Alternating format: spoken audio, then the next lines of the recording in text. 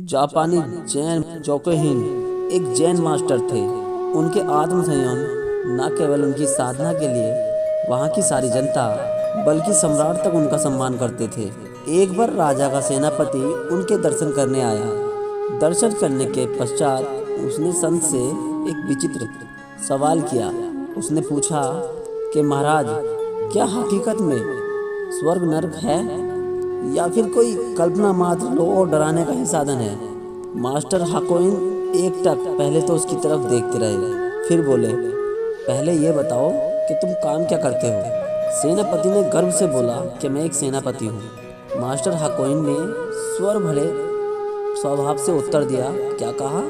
तुम एक सेनापति हो? पर शकल से तो तुम किसी भिखारी जैसे लगते हो।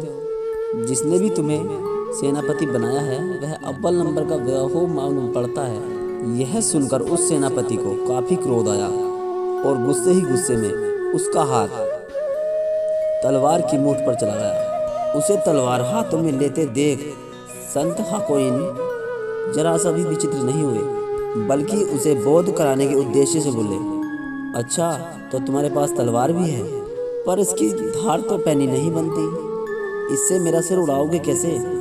मेरी मानो तो तुम्हें कोई दूसरी तलवार लेनी चाहिए। हाकोइन का इन शब्दों ने आग में घी का काम किया, जिससे हुआ क्या, उसका गुस्सा और बढ़ गया। उसने तलवार मयान से बाहर निकाली। तभी संत बोले, रुको, अब नरक के द्वार खुल गए। उनकी वाणी की अपूर्व तेज और निर्भीकता को देखकर वह नतमस्तक हो गया। संत की बात पूरी होने से पहले ही उसने तलवार मयान में वापस रख ली। क्रोध की वह प्रचंड अग्नि जो अपमान से भड़क उठी थी, अब विवेक के शीतल जल से शांत हो गई थी। सेनापति के तलवार मयान में लगते ही संत हाकिम बोले, लो, अब स्वर्ग के द्वार खुल गए। मास्टर हॉकिंस के शब्दों में छुपा रस अब समझ में आ चुका था। वास्तव में व्यक्ति जिस क्षण क्रोध में होता है, नर्क की स्थिति में ही होता है, क्योंकि क्रोध में बुद्धि विवेक काम करना बंद कर देते हैं। सोचने समझने की क्षमता नहीं रहती, सभ्य कर्तव्य का ध्यान नहीं रहता।